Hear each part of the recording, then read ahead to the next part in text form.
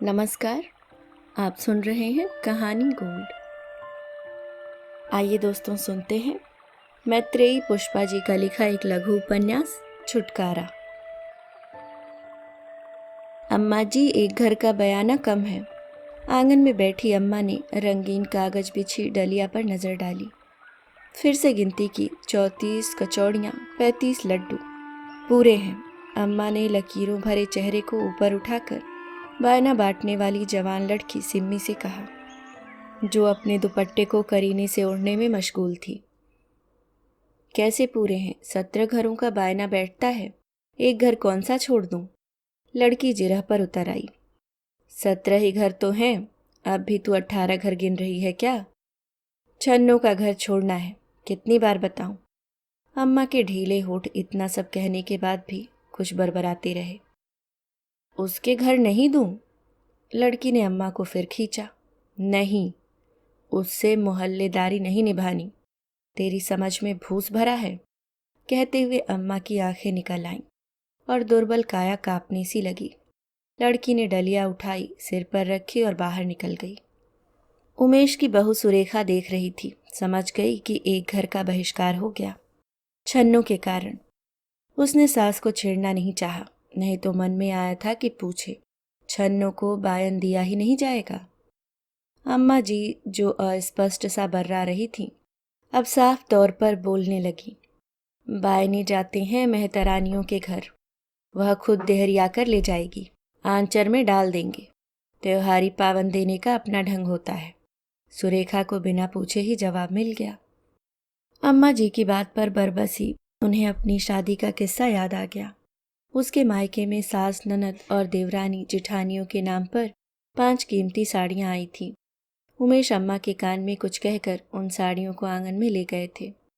पौरी में खड़ी छन्नू से पूछ रहे थे, बता तुझे कौन सा रंग पसंद है? इतना मान, सुरेखा ने घूंघट में से आंखें तरीर कर देखा था। झीने घूंघट में से उसकी नज़र छन्नू ने भाप ली। वह मझोले कद की हष्ट पुष्ट स्त्री पान चबाती हुई उमेश की ओर मुस्कुराई थी। अपनी छींटदार उजली सी धोती के आंचल को होठों पर ढकती हुई बोली, भैया, बहू जी। छन्नू उन साड़ियों में से एक साड़ी ले गई। नहीं, उमेश ने जबरदस्ती दी। सुरेखा का मन बुझ गया, ठेस लगी। नहीं पसंद थी तो बता देते, साड़ियां बदल जाती। मेहतरानी को देकर अपमान क्यों किया? बायना बांट कर सिम्मी लौट आई। अम्मा जी आंगन में कुर्सी पर बैठी थी। लड़की ने अनाज और चवन्नियां पड़ी डलिया उनके सामने रख दी। उठा ले अपनी बख्शीश। लड़की ने अनाज एक छोटे से थैले में भर लिया, चवन्नियां रुमाल में बांध ली। छन्नू मिली थी? हाँ, दरवाजे में ही खड़ी थी। पूछने लगी किसका बायना बांट रही है। कहा नहीं कि घर आकर अपना हिस्सा ले जाए। आपने कब कहा था मुझसे? अब कह रही हूँ, बोलती जाना कि वह साथ में बर्तन भी ले आए। रात के साग पूरी बचे हैं। तेरे संग गुड्डू तो नहीं गया था? उसकी माँ ढूंढ रही थी, दूध नहीं पिया। गया था अम्मा जी, छन्नू के घर घुस गया। कहता था रज्जो कंचे देगी। ला पकड़कर नासपीटे को, जब देखो वहीं मंडराता रहता है। इतने में गुड्डू आ गया। 6 साल के बच्चे के हाथ में कंचे नहीं, छोटी सी गेंद थी। यहाँ, पहले यहाँ आ तू। अम्मा ने गहरी सांस लेते हुए पुकारा। बच्चा पास आया तो एक चनकटा दिया गाल पर। अब जाएगा? कितनी बार कहा है उसके घर में नहीं घुसते, अब तू याद रखेगा। सुरेखा अम्मा जी के व्यवहार से तमतमा गई और बोली, बच्चा क्या जाने? हाँ हाँ, तुम भी कहाँ जाने हो। ऐसा ही वह उमेश मोहल्ले की हवा नहीं देख रहा, अपने हाकिम का भजन करता है। कितनी बार समझाया कि तुम्हारे दफ्तर अफतरों की बात अलग है, घर परिवारों का माहौल अलग, दोनों को गड़मट मत करो। तू भी सुरेखा उसके भरमाए भरम रही है। सुरेखा कुछ नहीं बोली। गुड्डू की बाह पकड़कर अपने कमरे में चली गई। अरे इसे नहला दे, अम्मा जी की आवाज आई। सुरेखा के सामने छन्नों का सारा इतिहास खुला पड़ा है। उमेश बताते हैं, विश्वविद्यालय से डॉक्टरेट की डिग्री लेने के बाद 2 बरस कठिन गुजरे। जिस दिन उनका भाग्य खुला, उस दिन सवेरे सवेरे छन्नू अपनी डलिया झाड़ू के साथ सामने पड़ी थी। हमारी गली के पंडित डंबर प्रसाद कहा करते हैं कि यह बात सतिद्या है कि मेहतरानी के प्रातः दर्शन शुभ होते हैं। सच में ही उमेश को उस दिन सैनिटरी इंस्पेक्टर की पोस्ट मिली थी। उमेश उत्साह में आकर कहते हैं, मैंने अपने आत्मियों देवताओं के साथ छन्नों का नाम भी शामिल कर लिया था, जिनके आशीर्वाद, कृपा और दर्शन में चमत्कार है। अम्मा जी बताया करती हैं, छन्नू का इस गली में आना जाना आज से नहीं, वह तब से संडास कमा रही है जब वह महज 14 साल की थी। छन्नू की सास जब गुजरी तो बेटा मिस्सी 18 का था, ब्याह हुआ न था सो अकेला था। पेट के लिए 4 रोटी चूल्हे पर सेकना उसके लिए कोई मुश्किल बात न थी। पर सीता गली के घर मेहतर बस्ती की औरतों ने लड़के को समझाया कि वह यह धंधा नहीं कर पाएगा, संडास कमाने में जनानियां माहिर होती हैं। मिस्सी ने सबकी बात सुनी पर की अपने मन की। माँ की सीता गली भला वह इन औरतों के हाथ बेच दे, नहीं। उसने अपना ब्याह करने की ठानी और 1 महीने के भीतर अपने मामा की मदद से छन्नों को ब्याह लाया। यही अम्मा जी सुनाया करती थी। 14 साल की दुश्मन रेशमी घाघरा पोलका पहने और पीली ओढ़नी में लिपटी हुई जब गली में घुसी तो कंचा गोली खेलते बच्चे खेल बंद करके अपने घरों में भागे। खबर ऐसे दी कि गली जाग उठी। सच में पान से पतली फूल से हल्की गुड़िया सी लड़की, हाथों में चांदी के दस्तबंद, बाहों में बाजूबंद और गले में गुल्लू बंद से सजी परी सी लग रही थी। अपने मेहतर की बहू। घर की मालकिनें धान, फूल, गुड़, बताशे थाली में सजाने लगी। छन्नू जिसकी चौखट पर शीश टेकने जाती, वही उसका आंचल भर देती। सामान इतना हो गया कि छन्नू के आंचल में समाये नहीं। मिस्सी ने गली में चादर बिछा दी। फिर क्या था, मनो गेहूं, पसेरियों, गुड़, सेरो, बताशे जमा हो गए। चूड़ी, बिंदी, बिछिया, चुटीला से लेकर चांदी की तोड़ियां तक। ओढ़नी के भीतर छन्नू की आंखें झुकी हुई थी। वह बार बार चौखट पर सिर टेकती। बड़ी बूढ़ियों ने ऊंची आवाज में रोका, बेटी बस कर, कमर रह जाएगी। डंबर प्रसाद ने पूजा के जल में भीगे चावल, दूब छिड़के, हल्दी के छींटे देकर कोई मंत्र पढ़ा। छन्नू गली में दंडवत लेट गई। वह दिन है और आज का दिन। छन्नू ने सीता गली को अपनी ओढ़नी की तरह उजला रखा है। ईंटों के खरंजे वाली ये गली जब लाल रंगत में दमकती है तो यहाँ से गुजरने वाले डाह से देखते हैं। रामघाट रोड से शुरू होने वाली गली विष्णुपुर बाजारिया में जा खुलती है। 1 और 2 मंजिल वाले कच्चे पक्के घर इस 8 फीट चौड़ी गली के आजू बाजू ऐसे खड़े हैं जैसे गले मिलना चाहते हो। सीवर लाइन की व्यवस्था न होने के कारण फ्लश सिस्टम नहीं है। इतनी संकरी गली में सेप्टिक टैंक बनना भी मुमकिन नहीं। कारीगरों की राय है कि गली में फिर बदबू के कारण रुका नहीं जाएगा, अतः देसी संडासों की संपदा बहाल है, जो छन्नू की अपनी संपत्ति है। डलिया, खपरा और झाड़ू के जरिए वह हर ओर से इन्हें निखार पखार कर रखती है। नई मेहतरानी लड़की जब संडास कमाने का काम शुरू करती है तो छन्नू के पास पूर्व प्रशिक्षण को जरूर आती है। खपरा और झाड़ू के मेल से संडास के भीतर से इस तरह से मैला खींचना है कि कहीं एक रेशा न चिपका रह जाए। और फिर राख बिछी डलिया पर किस कौशल से छन्नू रखती है कि एक बूंद भी टपके नहीं। मेहतरानियां देखती रह जाती हैं। छन्नू की बाहों की ताकत की पुख्ता कमर का जोर सारी गंदगी झाड़ू के सहारे नालियों में खींचती हुई बड़ी नाली तक ऐसे पहुंचा देती है जैसे नाली के बीच में कहीं सकिंग पंप लगा हो। सवेरे से मुंह नाक पर बंधा आंचल दोपहर तक खुल जाता है। वह एक नज़र मुग्ध हुई देखती है। गली चमाचम है। कोई देख ले तो पहले सकुचा जाएगी, फिर पान रचे होठों से हंसेगी और नखरे के साथ कहेगी, ऐसे ही नहीं रहती, सीता गली बनी सवरी, हर महीने झाड़ू, खपरा और डलियां बदलती हूँ, मैल से मैल कटता है कहीं। अम्मा जी कहती थीं, सीता गली के माथे छन्नू मढ़ गई कि छन्नू के गले सीतामढ़ी पड़ गई। छुट्टी नागा का नाम भी तो नहीं लेती। हमें याद नहीं कि छन्नू ने गली को कभी गंदा मैला छोड़कर एक दिन अपने घर बिताया हो। हारी बीमारी, रोग, कलेश या तो उसके जीवन में आए नहीं या उसने बताए नहीं। बस एक बार 15 दिन के लिए दूसरी मेहतरानी काम करने आनप लगी थी। घरों के मर्दों ने पूछा, छन्नू कहाँ है? बताया गया कि उसके यहाँ बेटी पैदा हुई है। बच्चे का जन्म हुआ और घर घर कुर्ता टोपी सिले जाने लगे। झुनझुने और चांदी के ताबीज आए।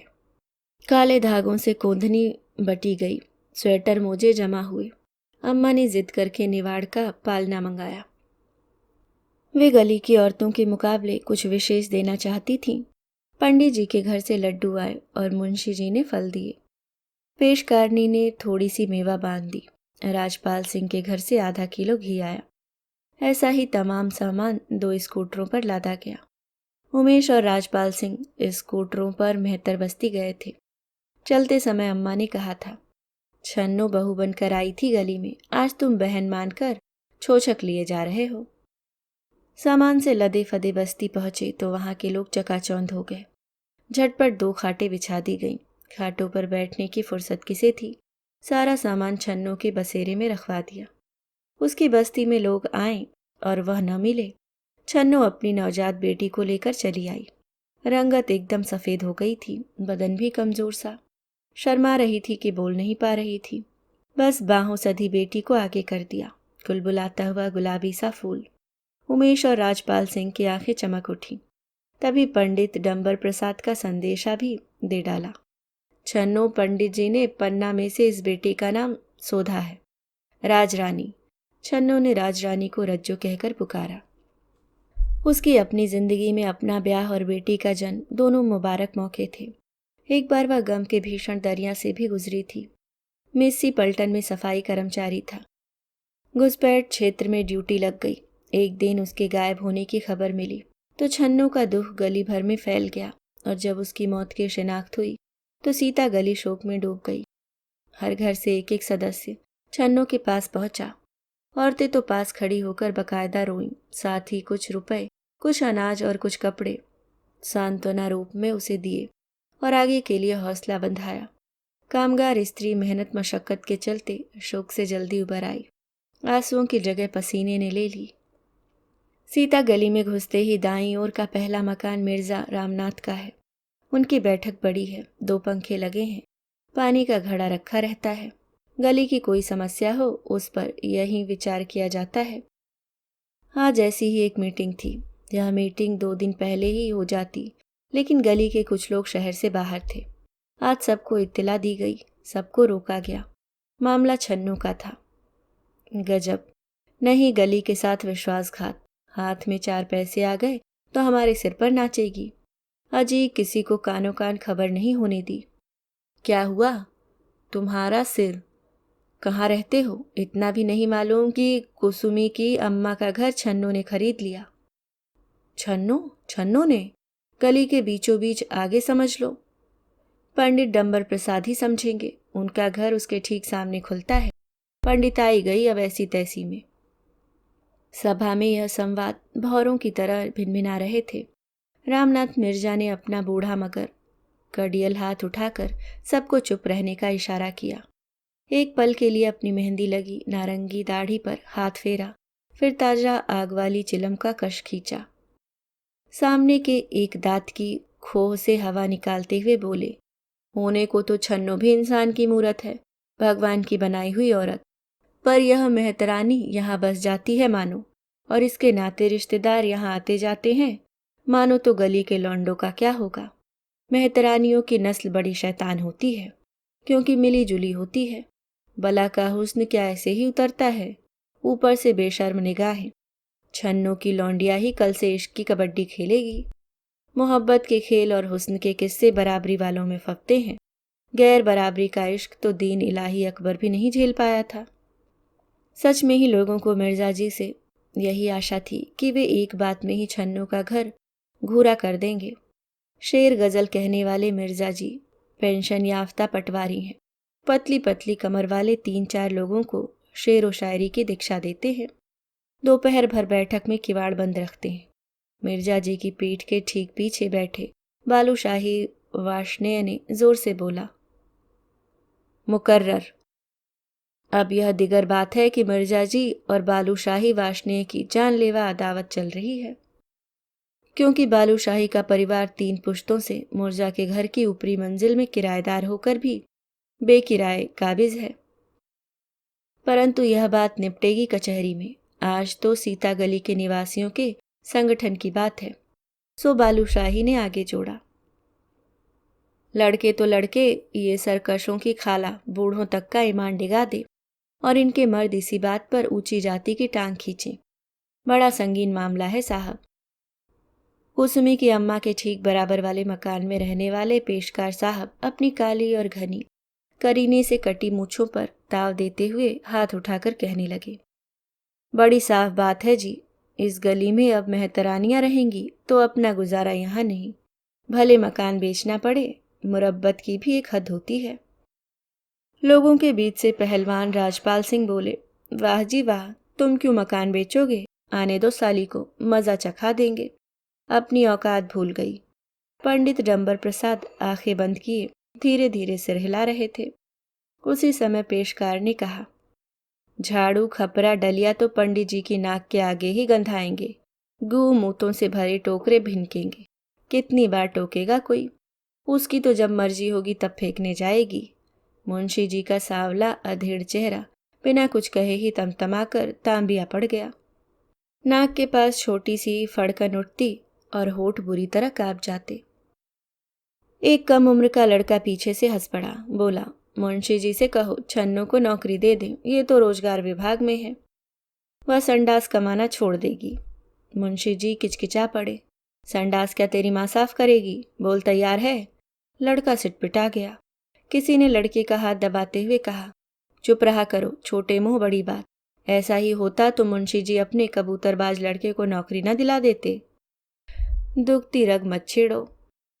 राजपाल सिंह के दिमाग में एक और बात आई। उन्होंने सभा के सदस्यों से पूछा, इतने रुपए उसके पास आए कहाँ से? माना कि घर कच्चा पक्का और अत्यंत छोटा है, पर 25-30 हजार से कम तो गया होगा। किस यार से ले आई रकम? पंडित डंबर प्रसाद झुंझला गए, अरे यार लाई होगी कहीं से। अब तो यह समस्या है कि उसे यहाँ आने से रोका कैसे जाए। इसमें तो पुलिस भी मदद नहीं करेगी। मिर्जा ने सुझाव दिया, ऐसा करो उस घर को चंदा करके खरीद लो। उसने 30 में लिया है, हम 35 दें। आगे की बात भी तो समझो। गली के विरोध के बाद यह परकला न मालूम किस भड़वे को बेच जाए। याद करो कुसुमी की माँ क्या कहती थी। खसम की ढोलक ने पूरी गली को सुनाकर कहा था, इस घर में भंगिन बसाकर जाऊंगी कि गली के लोगों की मूछों पर झाड़ू फेरती रहे, मेरी आत्मा सताने वाले नरक में डूबेंगे। पंडित डंबर प्रसाद ने झटके से 2-3 बार अपना सिर हिलाया, मानो वह दीवार से टकरा टकरा कर अपनी खोपड़ी फोड़ लेना चाहते हों। फिर कड़वा मुंह बनाकर बोले, मेहतर बस्ती चलना होगा। नहीं नहीं पंडित जी, आप समझदार होकर ऐसी बात पेश कर चिल्ला पड़े। सारी बातें छन्नों के खिलाफ थीं। गली में जहरीली हवा के थपेड़े आ रहे थे। उमेश का मन आहत सा हो उठा। क्या हो गया अगर घर खरीद लिया तो? आजकल इतना भेदभाव कहाँ चलता है। उनके अपने दफ्तर का माहौल कैसा है? साहब वाल्मीकि हैं, फिर भी सब झुककर सलाम करते हैं, उसके जूठे ग्लास उठाते हैं। पहले थोड़ा अजीब सा लगता था, लेकिन अब यह माना कि वह दफ्तर है और यह गली। छन्नों के ऊपर भी आश्चर्य होता है। ब्राह्मण बनियों और कायस्थ ठाकरों की इस गली में आने से पहले एक बार भी नहीं सोचा कि यहाँ बसने की इजाज़त उसे कौन देगा। हद है हिम्मत की। उमेश को इतना तो पता था कि 25 हजार उसे पति के फंड से मिले हैं। अब इतने दिनों बाद कागजात वह उमेश को ही दिखाया करती थी। यह बात वे सभा में कह सकते हैं, मगर नहीं कही। यह भी नहीं बोल पाए कि उस पैसे को वह ऐसी चीज में खर्च करना चाहती थी जो उसकी बेटी की शिक्षा और सुरक्षा का साधन बने। कैसे कहते? उस बैठक में तो लोगों के तेवर इतने चढ़े हुए थे कि कोई बात पर गौर न करता, और करता भी तो उमेश को छन्नों का हिमायसी बताकर मीटिंग से उठा देते। आगे होने वाली बातों से वह अनभिज्ञ रह जाते। सभा समाप्त हुई तो यह बात पक्के तौर पर समझ आ गई कि अब लोग छन्नों की जिंदगी के बारे में नहीं, तबाही पर विमर्श करना चाहते हैं। आगे क्या अनहोनी हो। सारी बातें उमेश ने सुरेखा को बताई। कुछ सोचने समझने के बाद कहने लगे, मैं मेहतर बस्ती जाता हूँ, छन्नों को समझाऊंगा कि फिलहाल इस गली में रहने का ख्वाब छोड़ दे। लोगों की मंशाएं बड़ी भयानक है। जवान बेटी को लेकर यहाँ आना। रात हो गई थी, गली में अंधेरा था। उमेश जूते कसने के बाद टॉर्च मांगने लगे। बोले, गली के लट्ठों के बल्ब टूट गए हैं, रोशनी थोड़ी ही सही, टॉर्च से रास्ता तो सूझेगा। कुसमी की अम्मा वाले घर के आगे बल्ब जल रहा था। उमेश ने हाथ की टॉर्च ऑफ कर दी। सामने देखा 2 रिक्शे चले आ रहे हैं। अच्छी तरह पहचान लिया। अगले रिक्शे पर लदे सामान के साथ छन्नू बैठी है और पिछले में कंधे पर बैग सा लटकाए थोड़ा सा सामान लिए छन्नू की 16 वर्षीय बेटी रज्जो चली आ रही है। पिछला रिक्शा आगे वाले को जल्दी चलने के लिए घंटी दे रहा है। उल्टे लौट लिए उमेश। अब आगे जाकर उसे रोकने का कोई मतलब न था। गली तक आकर वह लौटेगी इस बात पर भरोसा न था। हाँ, लौटते समय लगा कि उमेश के भीतर पंडित डंबर प्रसाद, रामनाथ मिर्जा, मुंशी जी, राजपाल सिंह और पेशकार की आवाज़ें उठ रही हैं। उन आवाज़ों को दबाते हुए वे घर की ओर चले जा रहे हैं। तो वो लोग लताड़ने पर उतर आए। साले, तुम तो आजकल उस भंगे की माथती में भंगी हुए जा रहे हो जो तुम्हारी नौकरी का ताल्लुकेदार है। तरक्की प्रमोशन के लालची मुंह सिलकर गली को गलीज कराने पर तुल गए। कर रहे हो समाज का कल्याण, सब ढोंग स्वार्थ। उमेश ने कश्मकश में रात काटी। सोचा सवेरे छन्नू से मिलेंगे और समझा देंगे कि उसका हित यहाँ रहने में नहीं। उसको सताया गया तो उन्हें बुरा लगेगा। छन्नू सवेरे जब डलिया खपरा और झाड़ू संभाले काम के लिए निकली तब उमेश 20 मिनट पहले से गली में खड़े थे। उन्होंने इशारे से उसे बुलाया और गली के मुहाने के बाहर ले गए। दूसरी गली के आगे मकान की ओट देकर बातचीत करने का सिलसिला बनाना उचित समझा।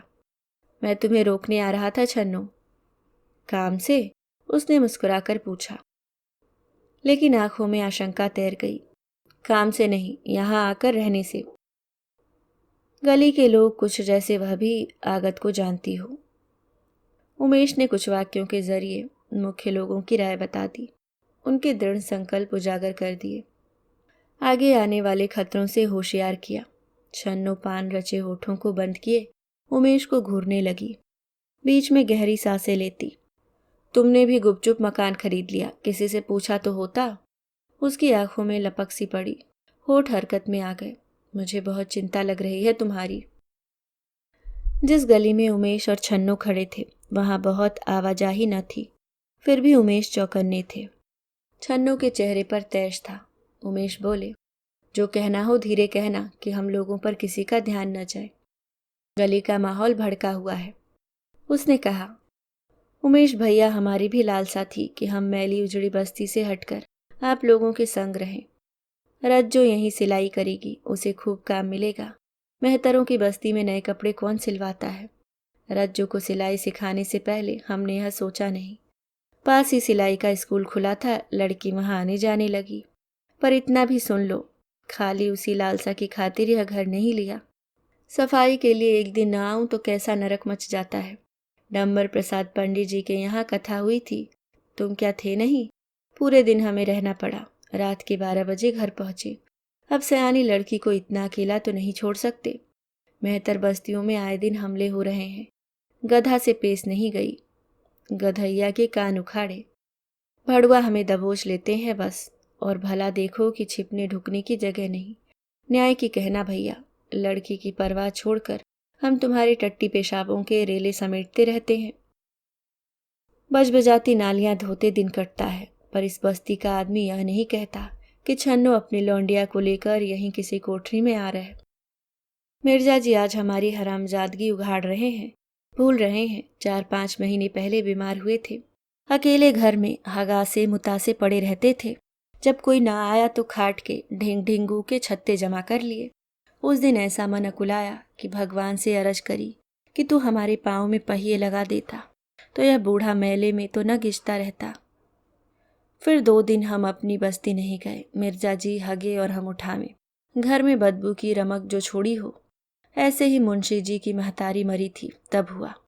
15 दिन पहले नींद चैन गवा चुके थे।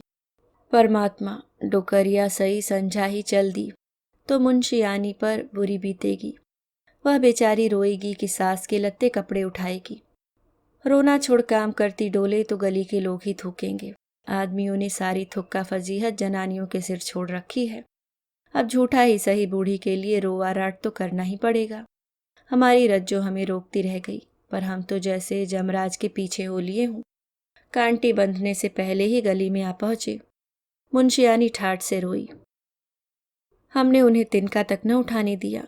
डुकरिया के उढ़लिया बिछैया से लेकर फूस बास तक सगुना दिए। रज्जो नादान आते आते याद लगवाती रही थी, अम्मा मरी डुकरिया के, लत्ता मत लाना, हमें डर लगता है।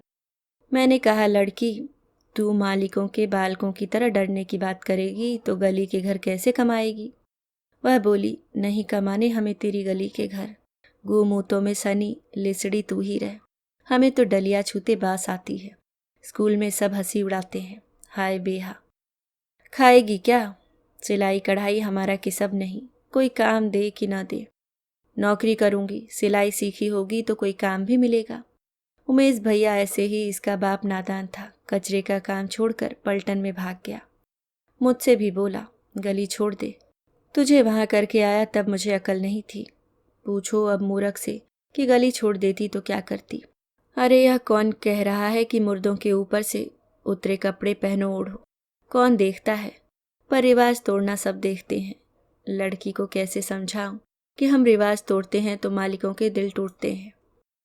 दिल तोड़ना, छन्नो इस मामले में बड़ी कमज़ोर निकली। दिल नहीं तोड़ पाती। पेशकारनी का दिल। गली में जोरों की चर्चा फैली थी कि पेशकार के बेटे के कंछेदन में छन्नो पेशकारनी ने नाचने गाने बुलाई थी।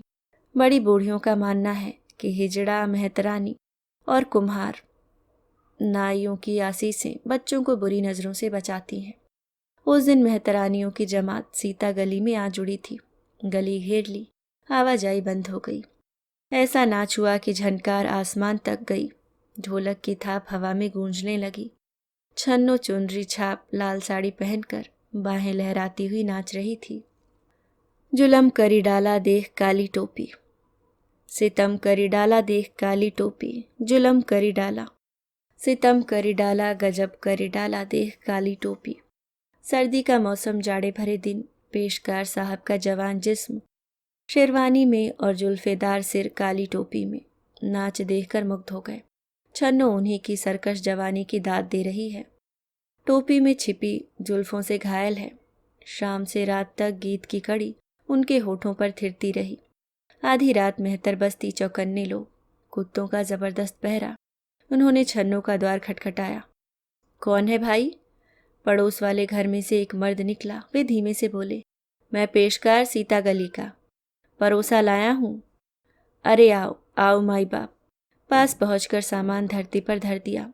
आवाज में अपनत्व लपेट कर बोले, सदा जूठन, कभी पत्तल परोसा भी तो हो। मुझे शाम से ही तुम लोगों की याद आ रही थी। मेहतर मर्द फूल उठा। मेहतरानियां बाहर निकल आईं। अरे देख तो री कौन आया है। छन्नो को जगाया गया। कच्चे घरों से घिरे चौक में स्वादों के सोते फूटे थे।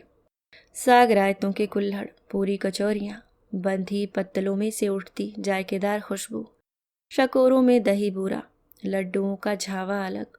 मेहतरों की किस्मत। छन्नो का देह चिड़िया जैसी हल्की हो गई। लगा कि पंख पे निकल आए। उड़ने को जी चाह रहा था। 36 व्यंजन 56 भोग लेकर फरिश्ता उतरा है। छन्नो को देख रहा है। वह भी देवता को निहार रही है। देवता की आंखों से उठती चाह। छन्नो सकपका गई। नजरों में न्योता। उसने आंखें फेर ली, मगर दया कृपा का बोझ। एक दिन एकांत में बाहों में भर ली छन्नो। एहसान से दबी थी कि अपने ही अंदर झुकी हुई जो उसे छूने से बचते हैं, उनमें से ही कोई उसकी देह से लिपटना चाहता है। अरज पर उतर आया। अब छन्नो क्या करे? दिल तोड़ दे या निहाल कर दे? रात क्या था, सवेरे क्या हुआ? पेशकारनी के घर में घुसते समय छन्नो की टांगें कांपने लगी। संडास धोती रही, बाहें थरथराती रही। कान ऊपर की मंजिल से लगे थे। पेशकारनी कराह कर रो रही है। छन्नो ने कलेजा बांध कर पुकार लगाई, पेशकारनी। आवाज कंठ में फंस गई। रात होती सवेरा निकलता। छन्नो कश्मकश के हिंडोले पर सवार थी। कभी पेशकार को दुत्कार देती, कभी गले लगा लेती। कभी दोनों ही बातें गलत लगती, कभी दोनों सही। बातचीत और सोचने समझने में कितना समय बीत गया पता ही न लगा। छन्नो ने ही ध्यान तोड़ा, उमेश भैया, काम का टेम है, दोपहर को घर आऊंगी। पंडित डंबर प्रसाद का दरवाजा अब तक न खुला था। छन्नो कुछ देर बंद किवाड़ों पर खड़ी रही। समझ भी गई कि द्वार उसके ऊपर ही बंद किया गया है। उमेश ने ऐसा ही इशारा तो किया था। चलो 4-6 दिन में गुस्सा थूक देंगे। छन्नो संडास के पीछे वाली गुलेरी से घुसी और मैला समेटकर डलियां में भर लिया। घड़े में पानी भरा था, उसी से पखाना धो डाला। 5-10 मिनट तक खड़ी देखती रही, कोई निकले शायद, मगर घर तो सुन्न हो गया हो जैसे। कहाँ पंडित जी अब तक नहा धोकर जोर जोर से मंत्र पढ़ते हुए पूजा कर रहे होते थे। दिल में उथल पुथल सी मचने लगी। सारा उत्साह काफुर हो गया। कहीं अपनी ही गलती। आगे बढ़ी। मुंशी जी सामने पड़ गए। धोतीधारी लंबे कद वाले मुंशी जी का चेहरा रौबीला, बुलंद आवाज, छन्नों से बतियाते बिना निकलते नहीं। वह भी दांत खोलकर मुस्कुरा पड़ती है। मुस्कुराती हुई पास आ रही थी। मुंशी जी ने खखार कर ऐसा थूका कि सारी गली गूंज गई। छन्नों को ऐसी निगाहों से देखा जो कह रही थी थूकने के लिए ऐसे थूका जाता है। थू पर जोर देकर उसके पांव अनजाने बंधने लगे। मुंशी जी भी पीछे लौट लिए। गली के लोगों में सचमुच रोष है। रात भारी गुजरी। दूसरे दिन रज्जो सिलाई के स्कूल के लिए तैयार हुई। छन्नो पीछे पीछे चली। क्यों? अनचाहे ही 16 वर्ष की सजी धजी रूपवती लड़की। मिर्जा जी का द्वार अचानक खुला। छन्नो लपकी और रज्जो से कहने लगी, मिर्जा जी को पालागन करना बच्चों के लिए सबका दिल नरम होता है। तभी किसी ने जलती बीड़ी रज्जो के ऊपर फेंकी। दहकती चिंगारी दुपट्टे में फंस गई। दुपट्टा जलने लगा। रज्जो आग आग चिल्लाई। मिर्जा जी के छज्जे के ऊपर उनका पतली कमर वाला चेला ठठाकर हंस पड़ा। रज्जो आग बबूला हो गई। आजा नीचे, तुझे मजा चखा दूं, हरामी खसिया। छन्नो ने बेटी को बरजा और लड़के से कहने लगी, भैया आग और आदमी का नाता जानता है। मिर्जा जी ने यही सिखाया है। वैसे यह लड़की बीड़ी नहीं पीती। रज्जो घर आकर माँ से लड़ी थी। इसी गली के गुन गाती थी। इसमें तेरे भैया भतीजे रहते हैं कि कटखने कुत्ता। हम भी इन भंगिनों से निपट लेंगे। सालियों की टांग पर टांग रखकर चीर देंगे। अब आग गालियां और धमकियां। उसने बाहर जाकर कहा, किसी का क्या बिगाड़ा है हमने, पुलिस में रिपोर्ट कर दूंगी। तभी तड़ातड़ पत्थरों की वर्षा होने लगी। कहाँ छिपे थे इतने दुश्मन। रज्जो ने तेजी से भागकर खिड़की के पल्ले बंद कर लिए। लेकिन यह एक दिन की बात नहीं थी, रोज रोज का सिलसिला, दिन रात का मुकाबला। देह और पत्थरों की मुठभेड़ ने माँ बेटी को लहूलुहान कर डाला। रात के समय छन्नो ने गली के चारों ओर देखा। इधर उधर से कोई नहीं आ रहा था। जाड़े का मौसम, सबकी किवाड़ें बंद थी। वह चोर कदमों से उमेश के घर की ओर चल दी। किवाड़ों पर नामालूम सी दस्तक दी। सुरेखा ने द्वार खोल दिया। देखते ही बोली, छन्नो बुआ कैसे? अरे छन्नो आ, तेरी ही बातें हो रही थी। अम्मा जी पौरी में ही पीढ़ा पर बैठी हुई थी। नीचे बोरा बिछाकर मुंशियानी और पंडितानी, बालूशाही की बहू, उमेश भी कुर्सी पर बैठे थे। इतने लोग, छन्नो कहाँ आ गई? उसने एक एक कर सबको देखा तो अनचाहे ही कंठ में रुलाई भर आई। बहुत काबू किया, हिलक हिलक कर रो पड़ी। हिचकियां बंध गई।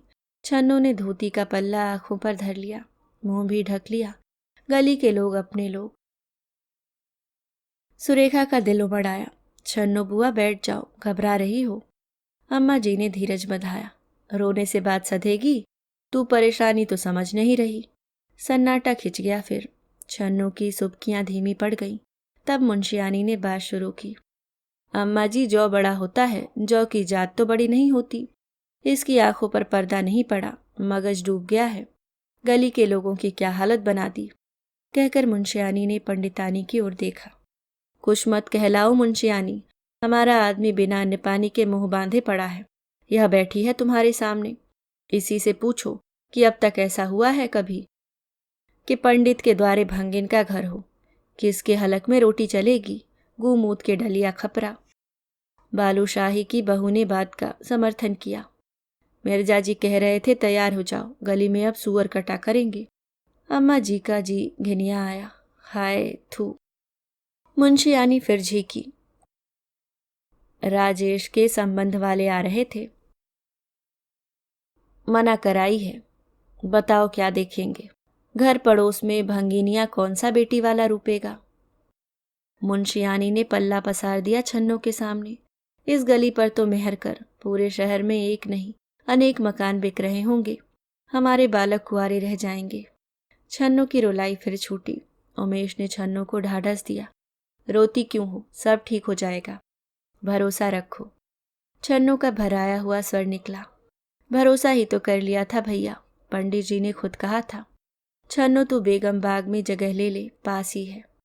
जरूरत पड़े लड़के साइकिल से बुला लाएंगे। और फिर तेरी जाति के लोगों ने वहां अच्छे मकान बना रखे हैं। मिर्जा बोले थे।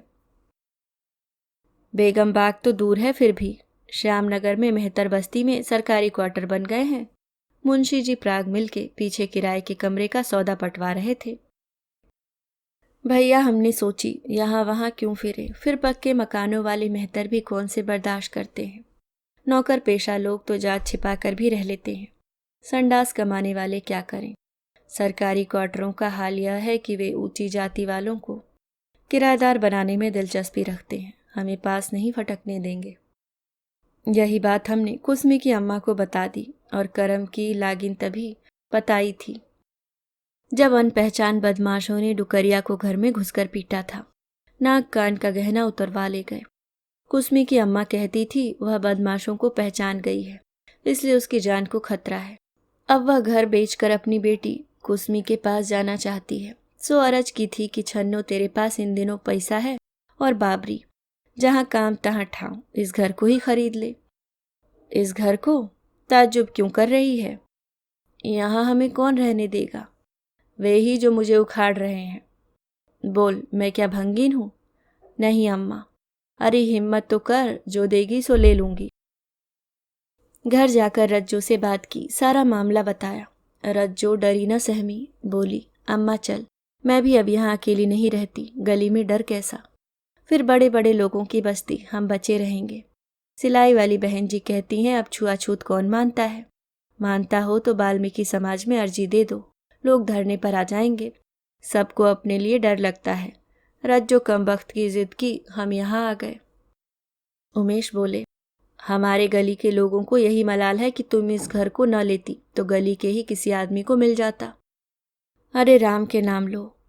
कुसमी की डुकरिया प्राण तज देती, पर अपने किवाड़लस मोहल्ले के आदमी को न छू देती। कह रही थी पसकार कचहरी से झूठी मोहर लगे कागज बनवा लाया था, बैनामा के।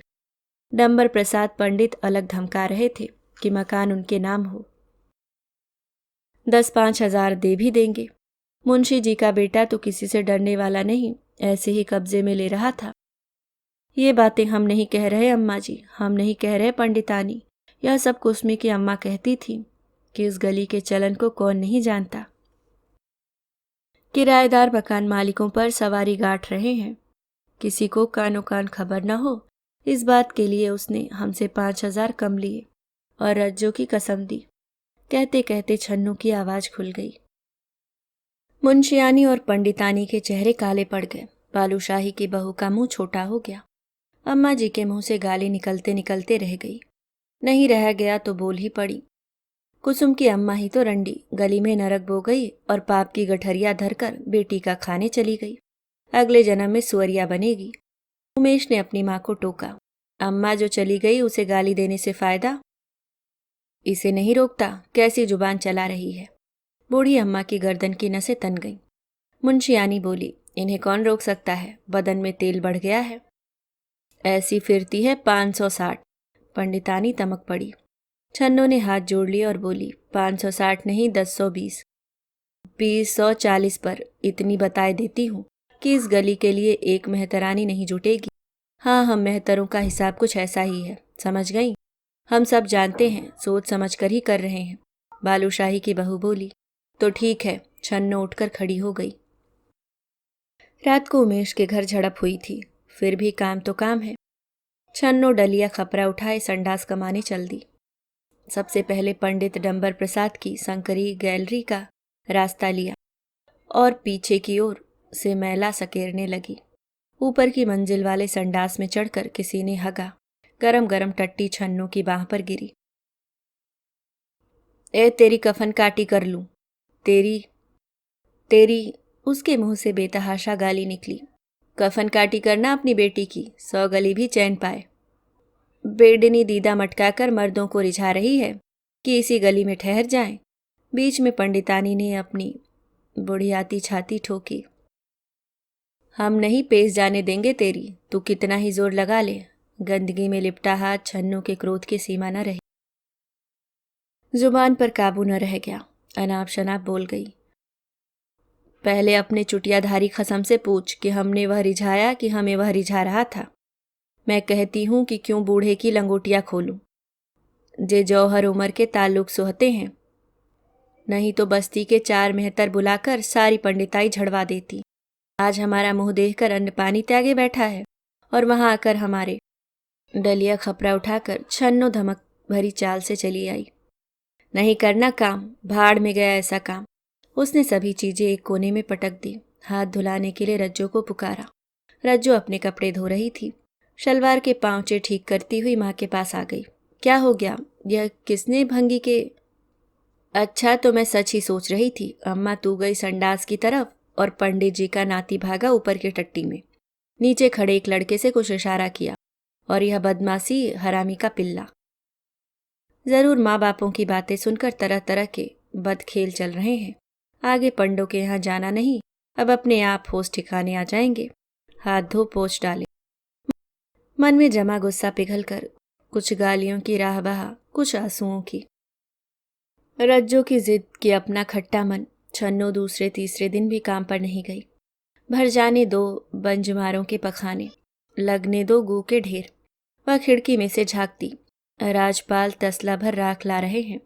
हलवाइयों की बुझी भट्टियां खाली कर दी। मिर्जा संडास में चूना डाल डालकर हार गया। लुटिया लेकर प्राग मिल की ओर भागा जा रहा है। वहां सुअर पिछियाएंगे हरामी को। जाकर तो देख, बालूशाही दिशा मैदान की नई जगह खोज आया है, कासिमपुर की ओर।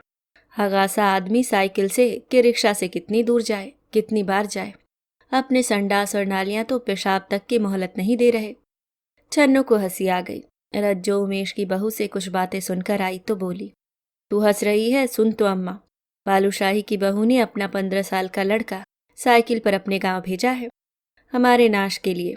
हाँ, कहा है अपने नाना से कहना 4 भंगी पठा दे।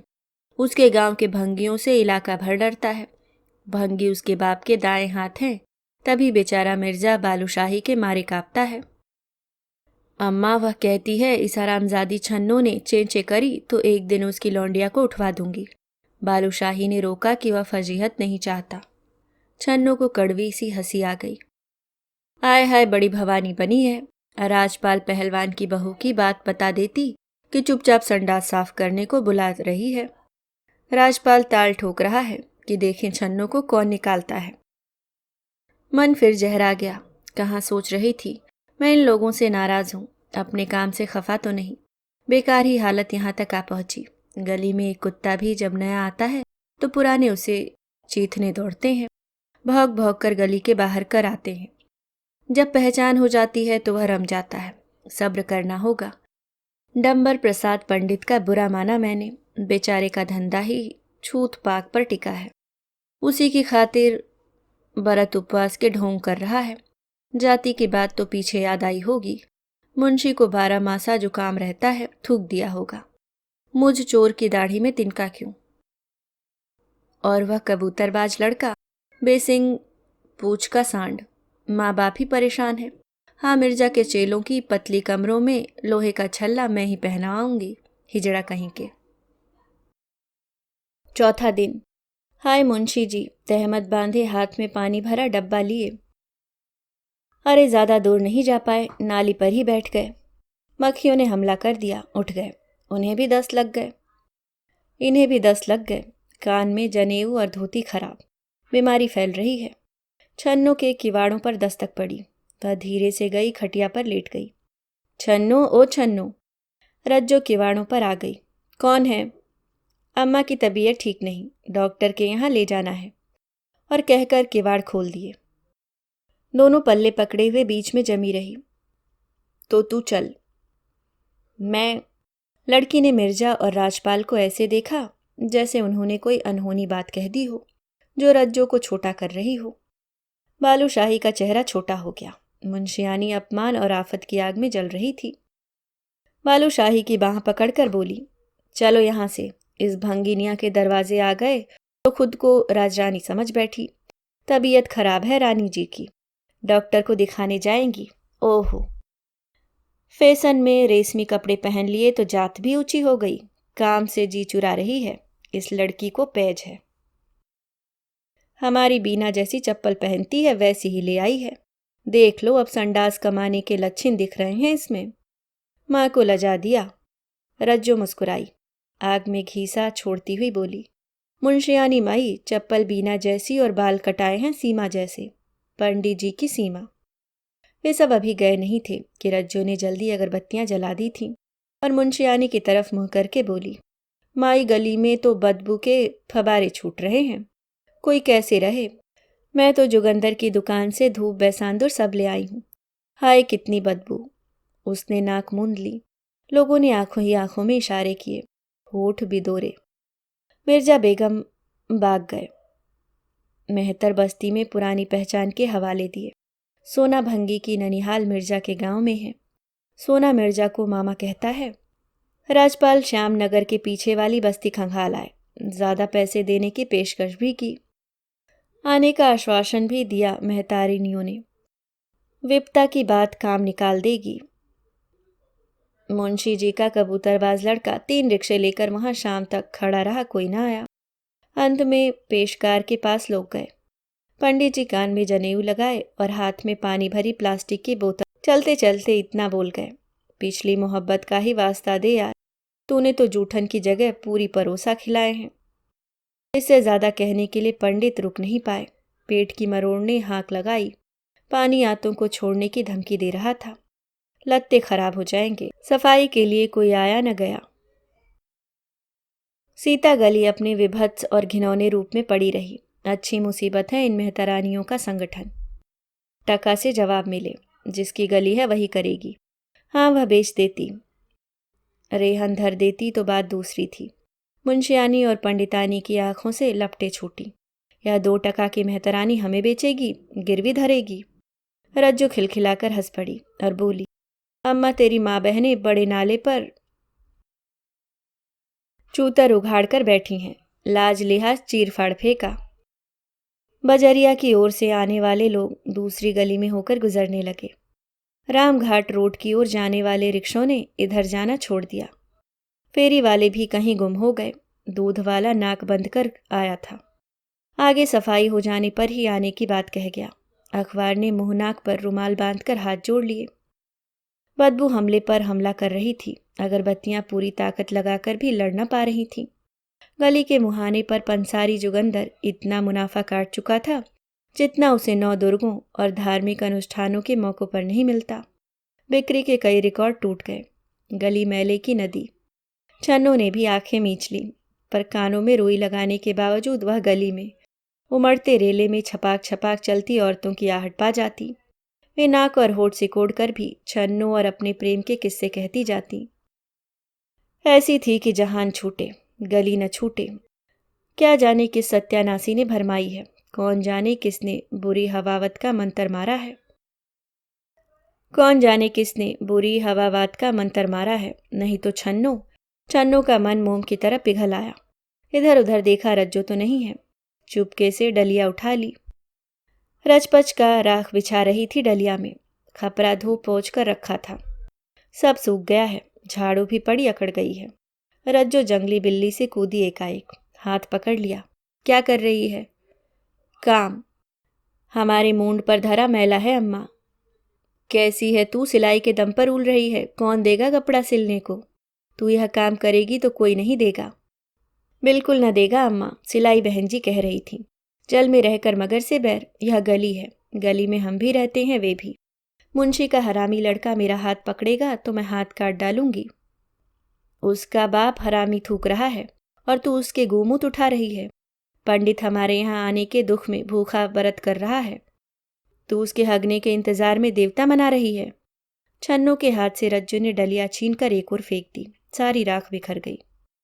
घर घर सलाह मशवरा हुए, आगे की योजना बनी। उस योजना के तहत यह प्रस्ताव धरा गया कि म्यूनिसिपैलिटी के लोगों से बात की जाए। बड़ी गाड़ी में बड़ी नालियों का कचरा भरने वाले लोग कुछ दिन संडासों का मैला भी ले जाएं। गाड़ी का जमादार बोला, ले जाएंगे, बिल्कुल ले जाएंगे। आप अपने मैले को गाड़ी तक उठा लाओ। मिर्जा जी का मुंह ऐसा हो गया जैसे कै करने वाले हों। लाहौल विला कुवत ये दिन देखने के लिए शेर गजलों के खूबसूरत दरीचों में चहलकदमी करने के इरादे किए थे। मुश्किलें हद से गुजर गईं। अब पुलिस का सहारा है। किसी के इतना कहते ही नए जवान लड़के चौकी पर पहुंच गए। हवलदारों के गलों में गलबहियां डालकर रात के मैखाने के लिए न्योतते हुए गली तक चले आए। छन्नों के बंद दरवाजे पर डंडा बजा, फिर बजा, एक बार और बजा। ठका ठा ठक। रज्जो चौक पड़ी। हौल दौल की मारी छन्नू किवाड़ों की झिरी से चिपक गई। पुलिस। छन्नू का मुंह रोया जैसा हो गया। आगे बोली, रज्जो तू क्या कराकर छोड़ेगी, और रह ले इस घर में। अब हवालात चल। रज्जो माँ के पास आ गई। गोरा गदबदा चेहरा लाल हो गया। क्यों चले हवालात में? हमने किसी की चोरी की है? अम्मा तू एक बार सिलाई वाली बहन जी से मिल ले, डर ना भूल जाएगी। तू तो है सही शेरनी, अब कर मुकाबला। बार पर डंडा लिए खड़ा है तेरा खसम। सोचने समझने का मौका न था। रज्जू आगे बढ़ी और किवाड़े खोल दी। तो ये हैं। सिपाही ने डंडा हथेली पर घीसा।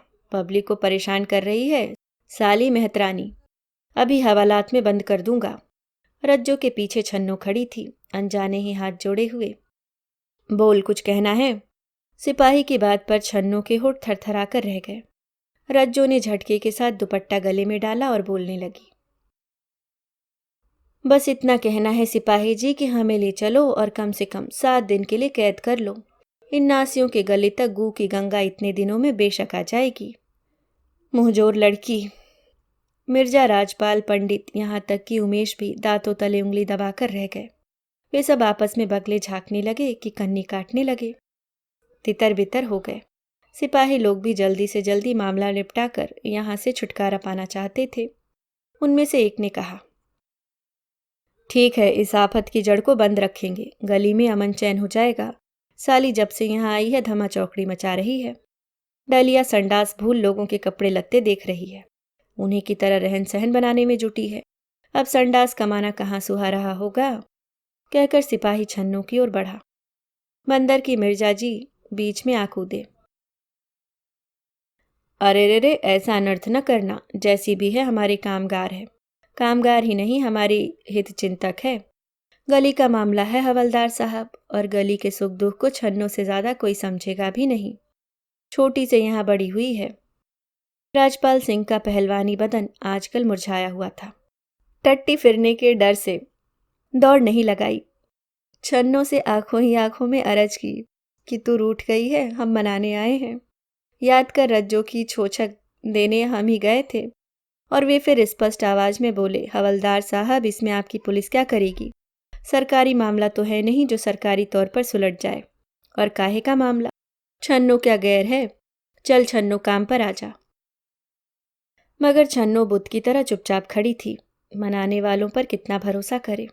जिन्होंने पुलिस के हवाले कर दिया वे कितने हितू हैं। पत्थर मारने वाले कितने रहमदिल हैं। मेरे हाथों पर हगा वे कितने शुभचिंतक हैं। और रज्जो को वे कितने रक्षक हैं। थोड़े दिन इनकी भी तो आजमाइश हो जाए, या मुझे ही घिसते रहेंगे। फिर अब तो मेहतर बस्तियों में भी पंचायत हो गई है कि कोई धौस देकर हमसे यह काम नहीं करवा सकता।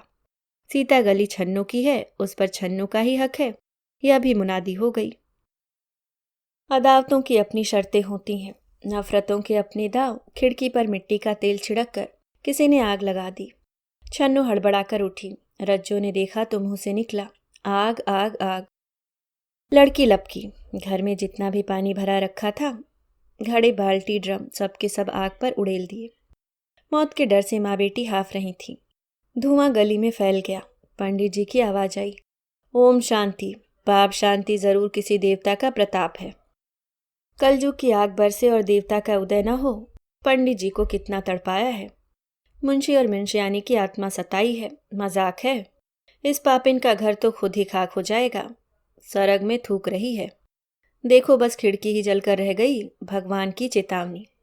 छन्नो, ओ छन्नो, अरे क्या हुआ, कैसे हुआ? कौन बुला रहा है? मिर्जा जी, बड़ा चालबाज आदमी है। उमेश कहने लगे, बेकार का बवाल मचा रखा है। जल जाती तो? उसे खदेड़ना ही है तो साफ कहो। वैसे क्या ले रही है किसी का? बालूशाही आग बबूला हो गया।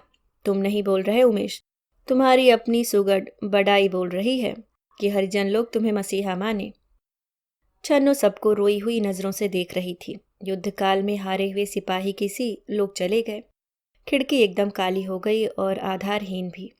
रज्जो ने गली की ओर पटक दी। छन्नो धरती पर बैठी थी, अपनी डलिया, अपना पखरा और अपनी झाड़ू निहारती सी। रज्जो ने उसका मुंह अपनी ओर कर लिया। अम्मा, मैं सिलाई वाली बहन जी के संग वाल्मीकि समाज में जाऊंगी, बता दूंगी एक एक बात। सूरज भाई अपने आप निपट लेंगे। रज्जो के क्रूर होठ और निर्मम आंखें देखकर छन्नो ने बस हाथ जोड़ दिए और बोली, बेटी अब और ज्यादा दुश्मनी मेरे बस की नहीं। रज्जो ने माँ का कंधा थाम लिया।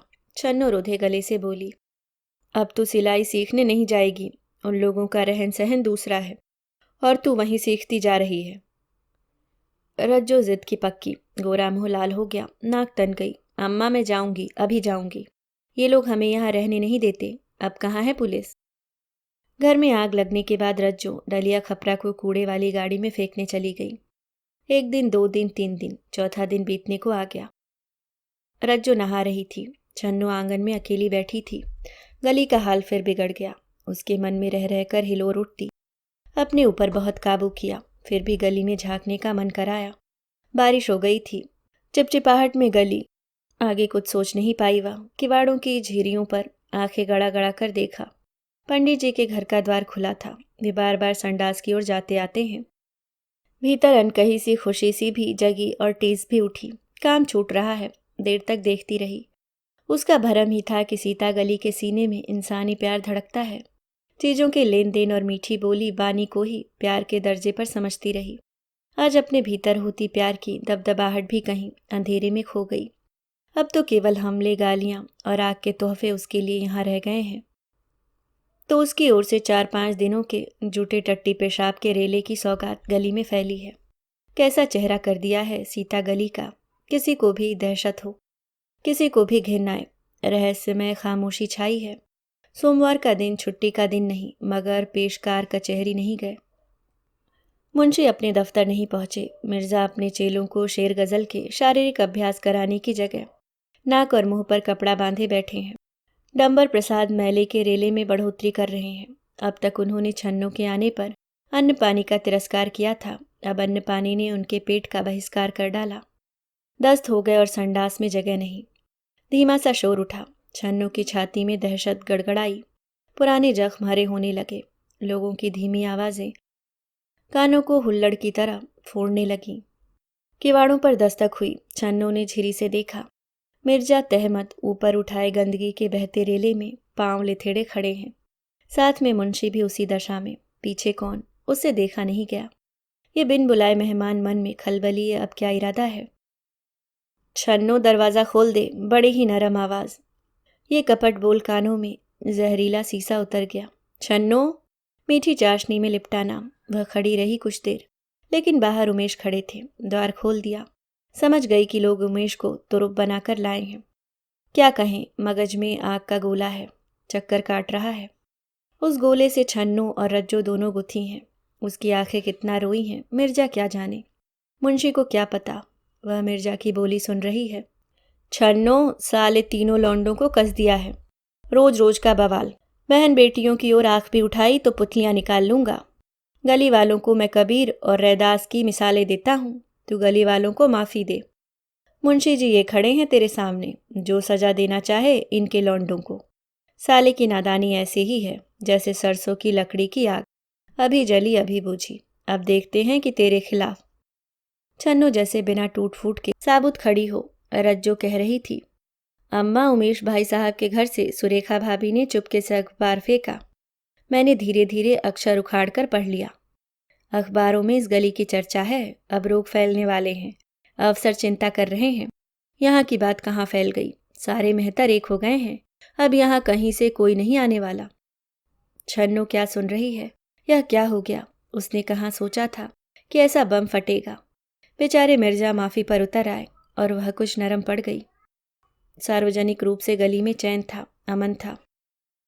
पहले जैसी हालत नहीं कि जब घबरा कर छन्नो कुसमी की अम्मा के पास भाग गई थी।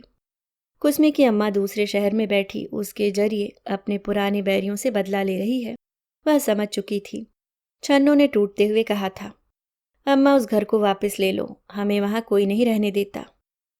बूढ़ी की आंखें निकल आईं। हाय छन्नो, तू कैसी मेहतरानी है। मैं तो थी बूढ़ी निबल, पर तू जवान जहान भी हारी हारी बातें करती है। तू चाहे तो उनको नंगा कर दे, माना कि तेरे पैसा वापस कर दूं, घर फिर कुसमी के नाम करा लूं, पर उससे बात तो बनती। मुझे उन हत्यारों ने कमजोर मानकर सताया और घर हड़पना चाहा। तुझ पर तोहमत है मेहतरानी होने की। कैसे अच्छे होशियार लोग हैं, मकान जैसी संपत्ति पर न तेरा हक चाहे न मेरा। पर इतना सुन ले तू, बाजों के डर से चिड़िया अंडा देना छोड़ दे तो चिड़िया की नस्ल खत्म हो जाए। तू तो इंसान की बेटी है। ताल ठोक बुढ़िया रोक रही थी कि आंखों ही आंखों में सहारा देते उमेश रोक रहे थे। कभी कभी अकेले में पेशकार आता है और उसकी पीठ थपथपाकर यहीं ठहरे रहने की कसम दे जाता। बाहरी और भीतरी तौर पर अलग अलग चेहरे, क्या इन्हीं लोगों के दम पर डटी है वह, या रज्जों की जिद पहाड़ सी अड़ी है। शायद अपनी ही कोई दबी छिपी लालसा बरजोर हो उठी। रूठते मनते काम छोड़ते काम करते 2 महीने बीत गए। अब गली चौकन्नी थी। गुप्त रूप से एक बैठक और हुई जिसमें वे लोग छाट दिए गए जो अब तक छन्नू के वफादार साबित हुए। उमेश को कानो कान खबर न हुई, पेशकार को भी नहीं बुलाया गया। सर्वसम्मति से जो बात तय हुई वह किसी पर जाहिर तक न की गई। जो करना था किया, देखने वाले देखकर समझ जाएंगे। एक सांझ मुंशी जी के घर से विचित्र सी आवाजें उभरी, धरती को काटने जैसी धमक। छन्नू ने छत पर चढ़कर देखना चाहा, लेकिन कुछ दिखा नहीं। सांझ से लेकर रात, रात से लेकर आधी रात मिट्टी और लोहे की आपसी मुठभेड़ कानों से होकर गुजरती रही।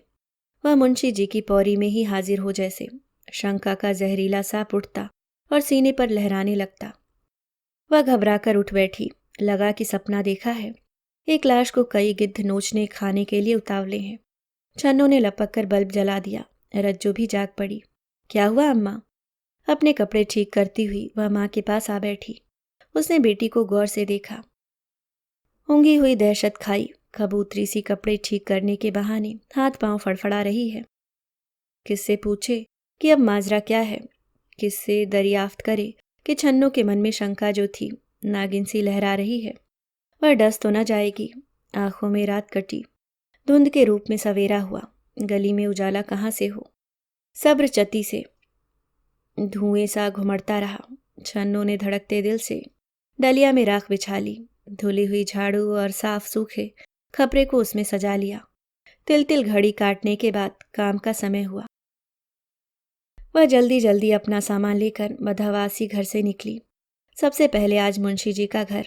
घुसते ही पौरी में ताजा गड्ढा, कुएं नुमा, मिट्टी के गीले ढेर पर बैठा एक मजदूर बीड़ी पी रहा था। भैया, यह पौरी क्यों खोद डाली? टैंक बन रहा है, टैंक। अंग्रेजी संडास बनेगा। तुम जैसों की छुट्टी। छन्नू गूंगी बहरी हो गई। मुंशी जी का घर अनपहचाना सा, भीतर चीख सी उठने लगी। अच्छा, तो इस तरह मुझे खारिज मत छीनो। मेरे संडास मेरी जिंदगी है, मुझसे इन्हें अलग मत करो। यह गड्ढा यहाँ से उठकर मेरे पेट में समा जाएगा। यह गड्ढा यहाँ से उठकर मेरे पेट में समा जाएगा। चुप्पी भरे चेहरे पर खौफ उतर आया। अंग अंग हिचकियाँ सुबकियाँ ले रहा है।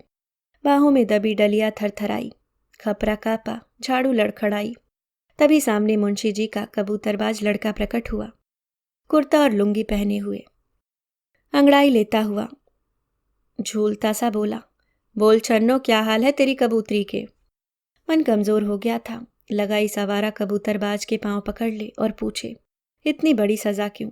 मगर सारा गुस्सा आंखों में जमा हो गया। वह अपने आंसू छिपा गई। मुंह फेर कर संडास की ओर चल दी। झाड़ू और खपरे के साथ बदन की सारी ताकत लगाकर संडास के मैल को खींच लिया। मैले से भरी डलिया को छन्नू एक टक घूर रही थी। आदमी मेहनत करता है, तरह तरह की चालबाजियां चालाकियां करता है, बेईमानियों से गुजरता है, ज़्यादा से ज़्यादा कमाता है, अच्छे से अच्छा भोजन जुटाता है, तरह तरह के स्वाद, मीठे खट्टे, रस खुशबुओं से भरपूर व्यंजन। लेकिन अंत में यह डलिया भरा मैला, रसों गंधों का यह रूप रह जाता है कि जिसे छूने देखने से भी आदमी घबरा जाए।